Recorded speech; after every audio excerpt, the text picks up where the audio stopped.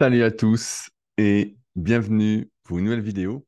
Aujourd'hui, on va parler ensemble de comment progresser après 30 ans lorsqu'on a déjà pas mal d'expérience en musculation. On a un bon niveau intermédiaire. J'ai reçu une super question avec des photos, des perfs, vraiment une description très précise d'une situation qui, je pense, concerne peut-être pas mal d'entre vous. Je me suis dit qu'on allait traiter de ça aujourd'hui. Mais avant de commencer, je vous rappelle que ce n'est pas encore fait, que j'ai réalisé une formation gratuite à destination des pratiquants de musculation sans dopage. C'est le tout premier lien dans la description, donc c'est juste en dessous. C'est gratuit, ça recense mes meilleurs conseils, ceux que j'aurais bien voulu entendre et peut-être comprendre à mes débuts, ou du moins un peu après. Je ne sais pas si j'en aurais été capable. Et malheureusement, ou heureusement pour vous, c'est fait à partir de mes erreurs.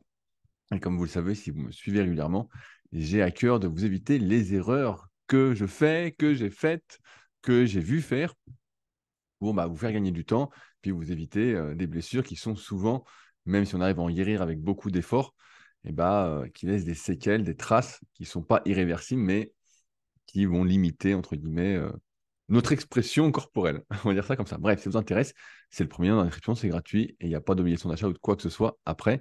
Par contre, c'est assez long, donc c'est pas pour les rigolos. Alors, je vous partage mon écran pour vous montrer tout ça. Alors, partager l'écran, c'est ici. Vous allez voir, c'est vachement intéressant. Donc ça se met... Ah oui, il faut que je grossisse l'écran un peu moins. Voilà, on est bon. Donc c'est une question de Orion. Donc si jamais, les forums Superphysique, si vous ne connaissez pas, c'est juste en haut, superphysique.org/forum, mais superphysique.org, et vous tomberez sur le site avec plein d'articles, des vidéos, bref, la totale. Et il y a un forum, et là, ça a été posé plus particulièrement sur mon topic. Donc c'est un endroit où vous pouvez poser vos questions et c'est moi en général qui réponds, mais je réponds aussi sur les autres sujets si jamais vous ne souhaitez pas que mon avis et je pense que c'est mieux d'avoir plusieurs avis de pratiquants d'expérience. Bref, question de Orion 300. Comment dépasser le niveau intermédiaire et est-ce possible après 30 ans? J'ai actuellement 31 ans, je mesure 1,82 m pour 81 kg sur les photos, donc je vais vous les montrer tout de suite pour voir que donc, vous voyez à l'écran qu'il a un très bon physique. Déjà, ce qu'on peut voir tout de suite, c'est qu'il a des très longs bras. On voit l'avant-bras ici. Je ne sais pas si on voit la souris quand je fais ça, mais vous me direz. Il a de très longs avant-bras et on voit que l'humérus est quand même aussi assez long, hein. Les deux sont assez longs. Donc, il a des bras très longs. On voit qu'il n'est pas très large d'épaule. Et d'ailleurs, ça se voit bien sur la deuxième photo. On voit que il est assez étroit et qu'en plus, il a tout pris dans le grand rond. Ici, le muscle, là, c'est le grand rond. Il a pris à fond dans le grand rond et pas beaucoup dans le grand dorsal. Il est plus fait pour l'épaisseur que pour la largeur, ce qui est assez courant. Je me trompe sans doute pas en disant que c'est une sauterelle, selon ma codification de la méthode superphysique. Dans le tome 1 et le tome 2, c'est également en lien dans la description si ça vous intéresse, de voir comment vous êtes fait et ce que ça implique en termes de prédisposition et d'inconvénients et comment essayer de rattraper ça. Bref, là, on voit que c'est une sauterelle. Il est en longueur. Allez, je reprends. Donc 1,82 m, 81 kg. Il pense être à 15% de gras à vue d'œil. Sur les photos, il est à moins, hein. On peut dire sur les photos, je ne sais pas vous, mais moi je trouve qu'il a, il a un super physique, hein. Franchement, c'est super. Entraînement 4 fois par semaine, plus une séance de cardio et une journée motocross, son sport principal. Je connais un peu Orion parce que je l'avais croisé à Aiguebelette, là où je fais du kayak. C'est là que d'Aiguebelette et un coup, on s'était croisé, donc je me souviens très bien de toi, Orion. Je passe à 5 entraînements musculaires semaine, je n'ai pas motocross. Ce même schéma, tenu sérieusement depuis 3 ans, mais j'ai attaqué la musculation bien plus tôt, vers 25 ans. Moins sérieusement, et surtout entrecoupé de pas mal de blessures en moto. J'ai toujours fait du sport étant jeune, motocross depuis mes 10 ans, foot, judo, running. Jusqu'alors, ma progression semblait assez évidente, tant en poids sur les barres que sur la balance, étant passé de 68 kg à 81 kg. Donc là, tu as 31 ans, c'est 6 ans que tu fais de la muscu, je récapitule, et tu as pris 13 kg de muscle. Ça veut dire que là, tu es assez propre, donc 6 kg de muscle en 13 ans, en 6 ans, 2 kg par an, sans doute que tu as pris un peu plus au début. Aujourd'hui, je m'entraîne, là, je passe. Je ne prends plus de plaisir, je semble stagner, notamment sur l'exercice de pousser. Sur le plan purement physique, que dois-je faire? Est-ce le moment de passer sur un format d'entraînement split? Je suis en PPL plus Upper, donc Upper, c'est un entraînement juste haut du corps depuis le début, avec changement d'exercice régulièrement. Ce programme me plaît et surtout me permet d'adapter mes séances à mon quotidien, d'être souple. Niveau alimentation, je n'ai jamais fait de prise de masse conséquente ou de sèche, jamais. J'ai simplement mieux mangé, légèrement plus quand j'en ai eu besoin. Et actuellement, je suis à 3300 calories, assez propre tout au long de l'année. Bonne hygiène de vie, sauf la qualité du sommeil et le stress. Et donc, on arrive à la vraie question. Puis-je encore espérer progresser à 31 ans ou dois-je accepter avoir pour mon niveau mon meilleur physique et m'en contenter? J'ai essayé de monter à 85 kg, mais le rendu est, je trouve, trop flotteux et gras. Ça ne semble pas être mon poids de forme idéale. Donc, il a mis ses photos Et j'ai du mal à analyser ma morphologie, mais je veux dire ne pas être avantagé pour l'exercice de pousser ni pour les bras. Bah ouais, ouais, j'avais pas tout lu. Bah ouais, t'as des longs bras, c'est sûr que ça aide pas. Et il n'y a pas de pose double biceps ou pose triceps pour voir la longueur de ses muscles, mais c'est souvent ce qui se passe quand on a des longs bras. Comme j'ai souvent dit, malheureusement, on pense qu'en ayant des longs segments, eh ben, on aura la longueur de muscle qui va avec, et c'est souvent malheureusement l'inverse. Plus on a des longs segments, plus on a les muscles courts, plus on ressemble à un Kenyan. Quelques perfs. Donc, il fait 10 à 90 au développé couché, 10 à 20 kg de traction, donc 10 avec 20 kg de lest, 10 à 120 au squat, 10 à 14 au curl incliné et 10 à 20 kg au magic triceps. Je ne sais pas si c'est par bras ou avec haltère, je pense que c'est par bras parce que sinon ça me paraît bien léger. Merci à tous de vos conseils. Donc il y a plusieurs choses qui sont importantes là-dedans. Euh, pour chaque individu, déjà, vous devez avoir en tête que on arrive tous à un niveau plateau différent, c'est-à-dire un niveau où bah, tout se passe bien, on progresse, on ne se prend pas trop la tête sur l'entraînement. Et puis, on installe, comme il dit, une routine. Voilà, il s'entraîne, c'est une routine. Il a son entraînement. Il fait un PPL, donc push, pull, leg. Tout exercice de pouce dans une séance, tout exercice de tirage dans une autre, et puis les cuisses dans une autre séance. Et voilà, c'est assez classique. Et puis, ça marche jusqu'à un certain niveau. Alors, lui, il a du bol parce que je pense que ses antécédents sportifs, il dit qu'il fait du sport depuis qu'il est jeune, l'ont beaucoup aidé à se développer. Mais pour beaucoup de personnes, c'est bien, bien, bien avant, hein. Je vois les personnes qui me contactent pour être coachées, bah, c'est bien avant ce niveau-là. Là, on peut dire qu'il a déjà un niveau, d'un point de vue naturel, un très, très, très bon niveau. Euh, mais heureusement, il peut encore progresser. Je vous spoil pour vous garder avec moi, mais ouais, il peut. Il y a deux choses, moi, qui m'interpellent, et c'est pour ça que je dis ça, c'est que il dit, voilà, je ne suis pas fait pour l'exercice de pousser, ni pour les bras, et pourtant, il fait un push-pull-leg. Le push-pull-leg, c'est bien justement quand on est fait pour les bras. Voilà, si on tape PPL en musculation, excellent article, et voilà, j'ai une bonne connexion. Donc, j'ai fait un super article que vous pouvez aller voir, PPL en musculation, où j'explique tout. Le PPL, c'est bien, les avantages, les inconvénients. Euh, c'est que quand on n'est pas fait pour les bras, faire les bras, bon bref, c'est un peu long, je vais l'enlever parce que sinon, on ne va jamais s'en sortir. Si vous intéresse, vous irez voir.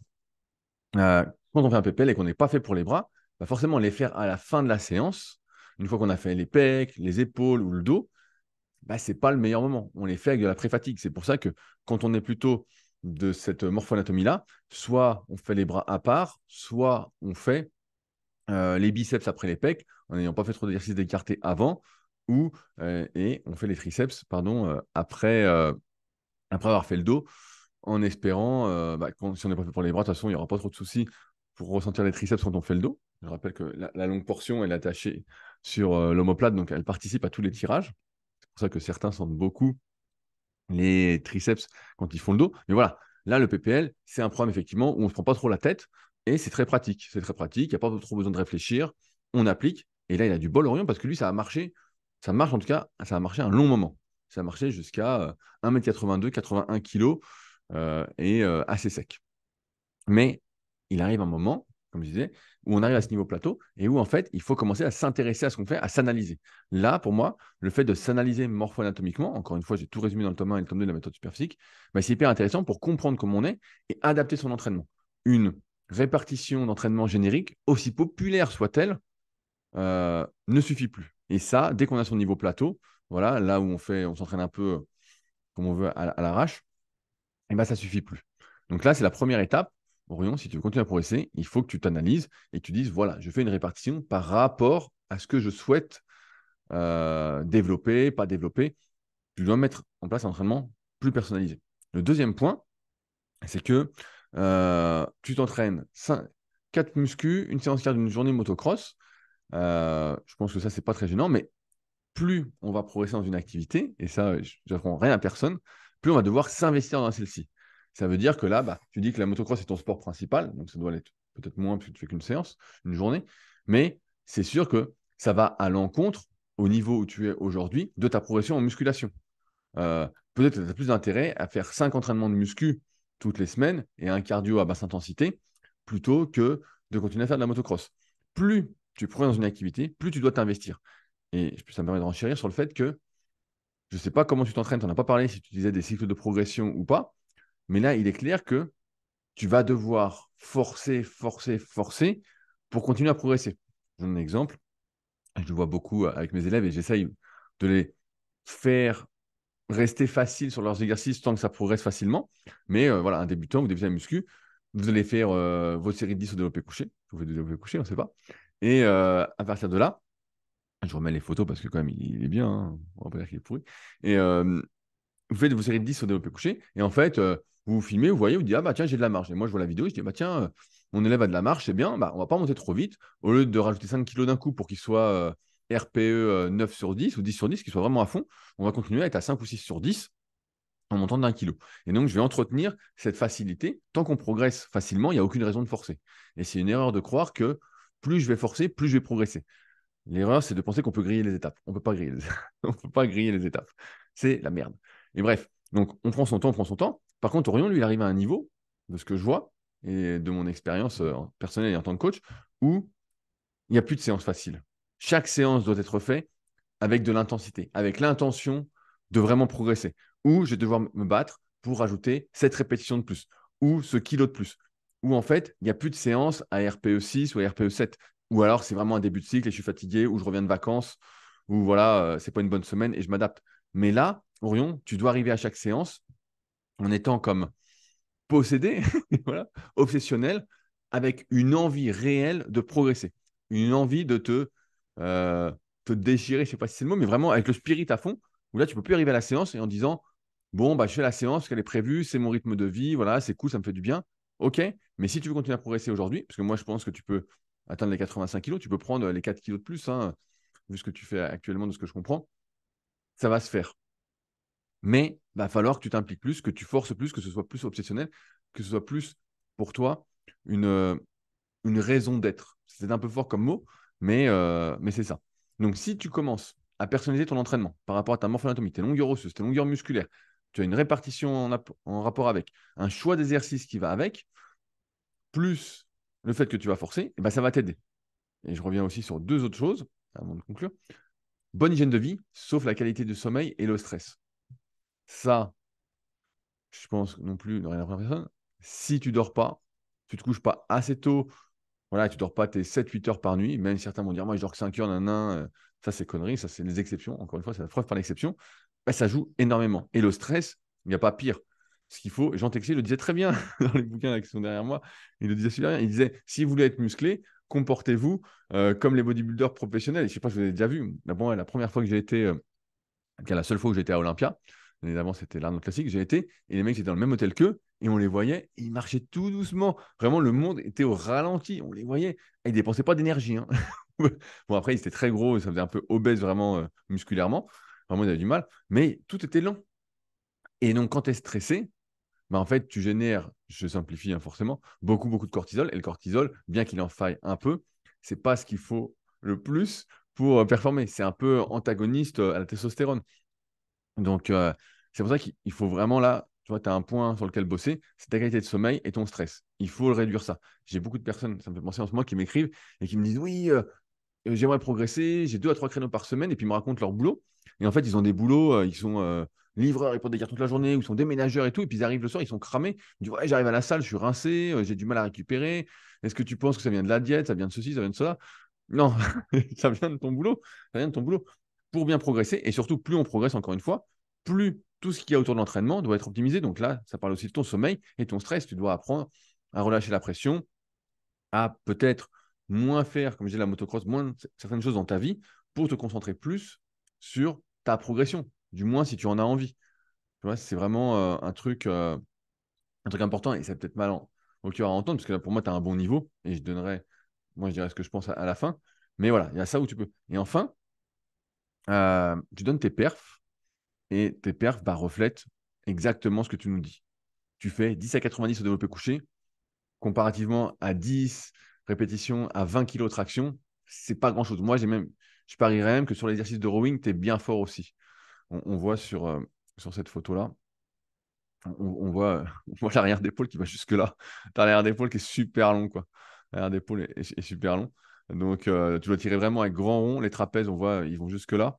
Donc, ils sont super longs aussi. Vraiment, putain, ils vont au milieu du dos, voire un peu plus bas. C'est long. Il y a le grand rond. Et je pense que le triceps, c'est bien. Je pense que le triceps, c'est bien aussi. Il faudrait voir en contractant. Mais bref. Et tes perfs, montre la non-personnalisation de ton programme. Parce que là, quand tu es comme toi, par exemple, pour les pecs, moi, je te vois, jamais je te mets de développé couché. Je te mets du développé couché peut-être au sol, je te mets du décliné, je te mets du couché à caractère en prise semi-pronation. Euh, pour les bras, bah, on ne voit pas tes biceps, mais si c'est un point faible et qu'ils sont courts, comme on peut l'imaginer, bah, je ne vais pas faire de curl incliné.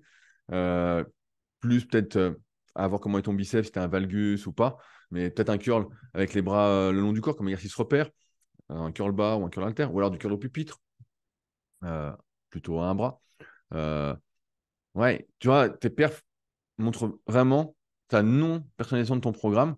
Et moi, quand je vois tes perfs, je sais tout de suite quels sont tes points forts et tes points faibles. Et tu vois, j'aurais pu dire c'est le grand dorsal, mais tu tires, vu les tractions, mais tu tires avec arrière d'épaule, trapèze, grand rond, donc ça marche aussi. Mais, euh, mais ouais, en fait, tu as une sauterelle, et là, tu t'entraînes, je vais résumer, comme monsieur, madame, tout le monde, qui est motivé, voilà, sans personnalisation. Ta diète, bah, elle est très bien, mais a priori, tu dors mal et tu es stressé et tu te disperses dans plein de choses, sauf que l'atteinte de ton très haut niveau, et c'est peut-être ce que tu vas me dire, et ce que beaucoup vont penser, c'est que tu n'as pas envie d'être sportif professionnel en musculation, d'ailleurs, ça n'existe pas. Il y a encore eu un mort, d'ailleurs, je suppose que vous avez suivi sur les réseaux. Il y a un gars qui faisait le malin sur les réseaux, comme d'habitude, et qui est mort à, je sais pas, une trentaine d'années d'un anévrisme. Mais putain, comme d'habitude, les mecs font les marioles. Puis voilà. Mais bref, donc il y a rien à gagner. Ça va mourir prématurément. Mais bref, pour revenir à mon truc. Si tu as envie de progresser à fond, la conclusion, c'est qu'il faut que tu t'impliques plus. Maintenant, tu peux te poser la question, c'est est-ce que ça a du sens pour toi d'être moins flexible dans ton entraînement, d'être plus à cheval sur ta qualité de sommeil, de réduire les sources de stress autour, qui sont peut-être liées à ta vie sociale, je ne sais pas, ou à ton boulot. Donc, c'est-à-dire peut-être moins travailler, peut-être, j'abuse un peu, mais prendre à 80% au lieu de bosser 100%, tu vois. Euh, Est-ce que tu es prêt à avoir l'entraînement, comme je disais, moins flexible, où la répartition, bah, elle est comme ça, où chaque entraînement, tu dois te dépouiller, où il n'y a pas de il n'y a plus d'entraînement facile où tu dois vraiment y aller, y aller, y aller. Il n'y a pas d'histoire de j'y vais, bah, je me sens pas bien. Ok, tu fais une séance facile une journée, mais le lendemain, c'est tarif. Et la semaine d'après, c'est tarif. Donc, il n'y a pas de. Ouais, là, tes séances, c'est RPE 9, 10. Est-ce que tu es prêt à faire ça? Est-ce que pour toi, ça te semble envisageable ou pas? Après, je ne sais pas si tu n'as pas dit si tu t'entraînais en salle ou pas. Enfin, c'est aussi un point important. Il y a beaucoup de personnes qui arrivent à un niveau plateau et qui s'entraînent chez elles et qui disent ah, j'ai l'impression d'être à fond. Quand on s'entraîne chez soi, il y a aussi la limite du matériel. Quand on a un banc, deux haltères, une barre, une cage à squat, bon, bah, ça laisse peu de possibilités à la personnalisation de son entraînement euh, que si on est en salle et qu'on a accès à plein de machines et qu'il y a plein de places et voilà, c'est facile. Voilà, les barres et haltères, ça suffit jusqu'à un certain niveau, mais ensuite, il faut, si l'objectif est vraiment la prise de muscle, et on va revenir sur un autre truc après, donc contrairement au sport, et ben, mieux vaut passer sur machine pour pouvoir forcer plus justement avec moins de risques. Parce que c'est ça l'inconvénient aussi des poids libres, c'est que plus on force, plus on met lourd, plus ça devient risqué. Et c'est pour ça que beaucoup euh, de gars de très très bon niveau s'entraînent presque exclusivement sur machine dans un point de vue bodybuilding. Et donc je vais conclure. Orion, toi, est-ce qu'aujourd'hui, tu as envie de passer la musculation au premier plan de ta vie pour gagner 4 kilos de muscle, sachant que, je remets la photo, tu as un super physique, franchement, tu es, bien, il n'y a pas grand-chose à dire. Euh, voilà, je sais pas. Je pense que la première étape, c'est de personnaliser ton programme. Vraiment, analyse morpho, personnaliser ton programme, revoir ta répartition. Rien que ça, avec les bons exercices et une meilleure répartition, je pense que tu vas progresser sur tes points faibles, en tout cas, notamment sur les bras. Voilà, sur les bras, tu peux prendre le grand dorsal, j'y crois pas du tout. Mais encore une fois, d'expérience, euh, tu vas progresser des bras. Ensuite, voir comment tu veux t'impliquer à l'entraînement, ça, c'est la deuxième chose. Et après, à partir de là, bah, qualité de sommeil, stress, et puis, tu verras bien où ça mène. Mais ouais, là, tu arrives à un niveau où il faut s'impliquer presque comme un pro pour continuer à progresser. Voilà, c'est pas plus compliqué que ça. Et c'est ce que je disais dans une vieille vidéo. Les limites, en fait, c'est tout ce qu'il y a autour qui font que, est-ce que toi, tu as envie de t'entraîner encore plus, de forcer, de forcer, de forcer, de vraiment prendre, ou tu n'as pas envie. Et ce que je comprends aussi, parce que tu as déjà un bon niveau. Et tu dis, bah, finalement, ce niveau-là, je le garde, c'est ma routine, je suis content avec ce que je fais. Est-ce que ça a du sens que je me dépouille pour gagner 4 kilos de muscle, peut-être en 2, 3 ans, voilà, de plus en te dépouillant, sachant que ça fait que 3 ans que tu t'entraînes sérieusement, pour ensuite, eh ben, voilà, relâcher un peu et juste maintenir ou en faire plus par routine. Donc à voir comment toi tu vois les choses, mais moi, Je vais arrêter le partage, je vais me remettre. Je pense qu'il y a pas mal de choses à faire pour progresser plus, mais c'est toujours pareil. Qu'est-ce que tu as envie de faire, qu'est-ce que tu n'as pas envie de faire, jusqu'où tu es prêt à aller pour progresser, à t'impliquer. Et voilà. Voilà ce que j'avais à dire pour ta question, Orion, en espérant que ça vous ait donné également des pistes. Mais plus on progresse, plus il faut s'impliquer, plus il faut forcer pour continuer à progresser. C'est pas plus compliqué que ça. Bref, sur ce, n'oubliez pas, s'il y en a qui s'intéressent à la formation gratuite directement en dessous. Et puis, si vous avez des questions qui n'ont rien à voir avec cette vidéo sur les forums Superphysique. Et sinon, si vous souhaitez réagir, c'est la partie commentaires, je lis tout. Donc, n'hésitez pas, s'il y a des précisions, des choses que je n'ai pas bien expliquées ou mal dites, c'est possible.